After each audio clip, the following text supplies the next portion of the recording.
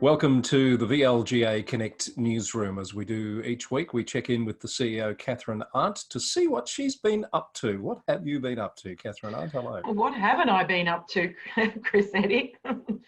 Yes, look, another busy week in local government. Indeed, and I believe you've been strolling the virtual halls of Spring Street, having audiences with ministers left, right and centre. Yes, it's been a week of meetings with ministers, which is, of course, one of the things that the VLGA does on a regular basis on behalf of the local government sector. And it's been a pleasure to catch up again yesterday with the local government minister, the Honourable Sean Lean. And of course, our viewers would have seen your interview with him that was released earlier this week or over the weekend, perhaps, I think. If I recall. Yes, last weekend, and it's our most watched episode to date. Yes, and look, the minister was very appreciative of that opportunity, and I certainly extended the invitation for him to use the VLGA Connect platform at any time, because it is something that we can turn around very quickly as an opportunity for him to communicate to the sector. There are a lot of things, of course, that the sector have been waiting for clarity on.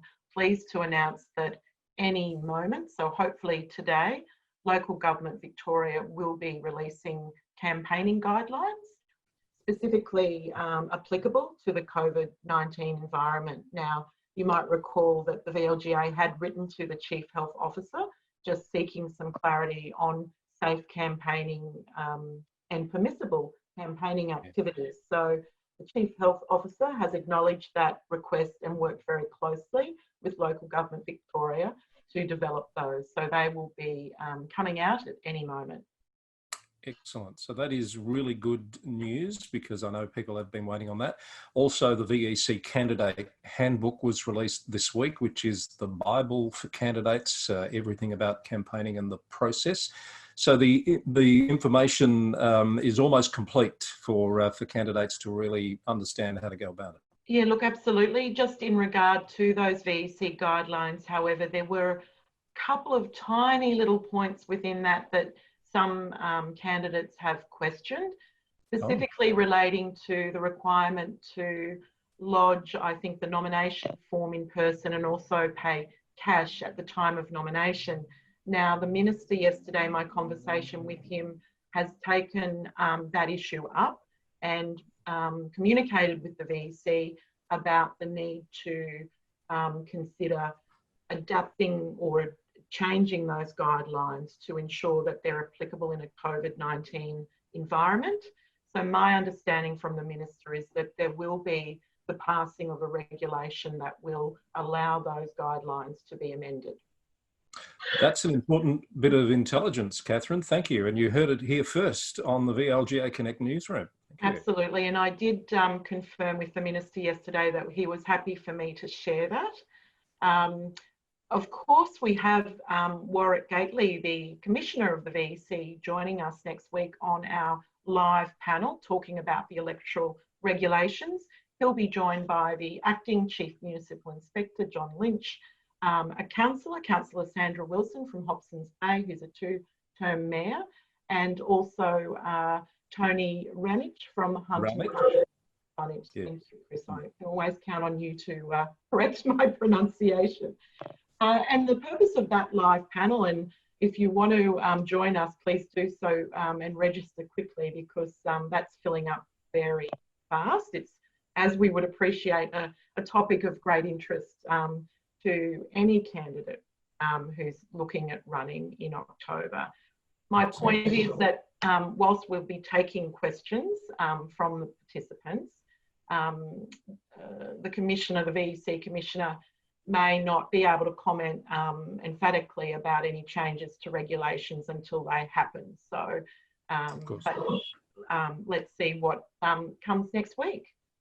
An important opportunity for people to submit questions in advance of that, so we can get an understanding of, what are people thinking about in terms of the challenges or needing clarification. So we encourage those questions to be coming in ahead of the session next week, so we can make it really useful for people. Yeah, and that's a good point, Chris. I think we've put that in our communications. Please send in your questions. Here's the opportunity for you who better but to ask these people who will be sitting around the table.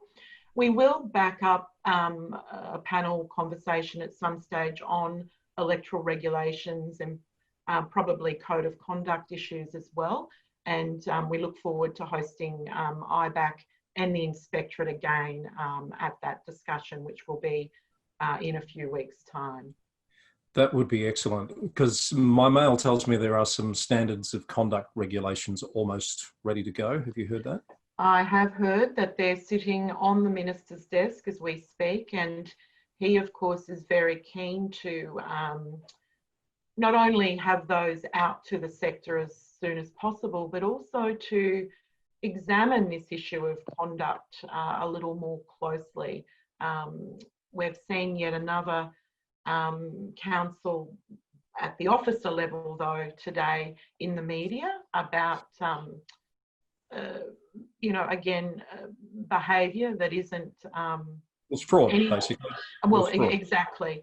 And we've seen a few councils over the past 12 months also under administration. So it's an issue that the Minister's very keen to examine more closely. He's very keen to work with the Victorian Local Governance Association on that. And as you know, Chris, it's something that we're very, you know, it's part of our objective as an independent governance organisation in Victoria to really uplift that level of governance.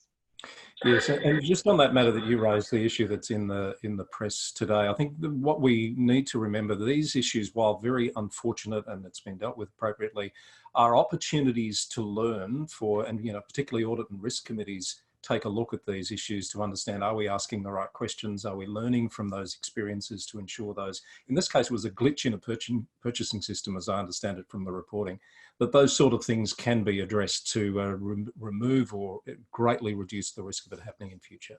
Yeah, that's right. Absolutely. These opportunities are about learning for the future and rather than, I guess, dwelling on the past, for sure. Yeah. Wanted to ask you also, I think you met with Minister Lily D'Ambrosio this week. Are you allowed to talk about that conversation? Yes, look, we did. We caught up with Minister D'Ambrosio together with the MAV, and we talked about specifically the Climate Act of 2017 that had some reporting requirements for local government. And specifically the making of climate emergency pledges. If I've got that language incorrect, please feel free to correct me. But there was a timeline attached to the making of those pledges. And at this stage, 2 of the 79 councils have been able to make that pledge.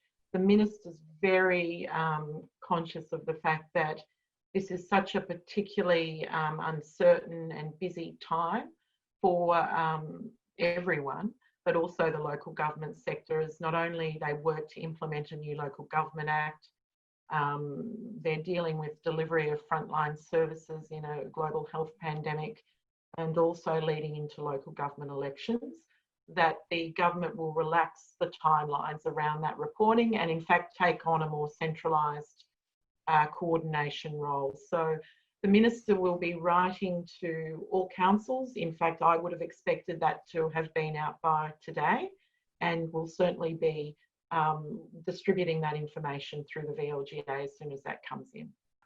So before I let you go, time flies when we step into the newsroom. Have you had a chance to look at the interview we posted this week with the Emergency Management Commissioner? Given current circumstances, we thought it was timely to see how he was going. That's Andrew Crisp.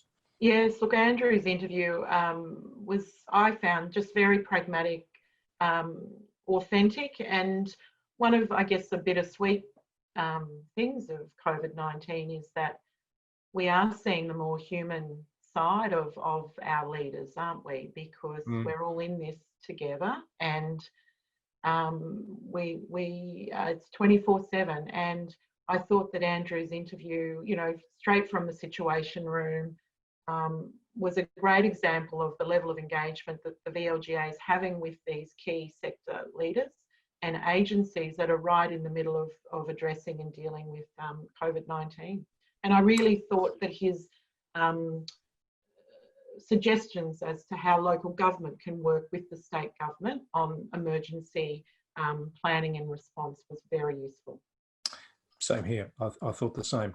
So before we wrap it up, how are you coping with lockdown and mask requirements? I need to know, because I'm now in the area that's going to require masking as of midnight on Sunday night. Yes, I did think of you when I heard that announcement. I thought you'll no longer be able to talk about being outside the zone. No. Correct. I've got my mask. My wife's been busy making masks. She's made some very fashionable masks, so I've got them all ready to go. I'm just not sure I want to go anywhere that I'll need to use them. Yeah, look, I think with the numbers that we saw again today, it makes perfect sense that those restrictions are extended. You get used to the mask. One thing I noticed is when I am out exercising, I've found that people have been waving to me, and I can't tell who they are because they've got a mask on, and I don't even know if they're waving at me, but I just wave back anyway. And they're probably waving at you because they think it might be you, or you might look like somebody else, but it makes for very friendly relations, obviously, at a distance.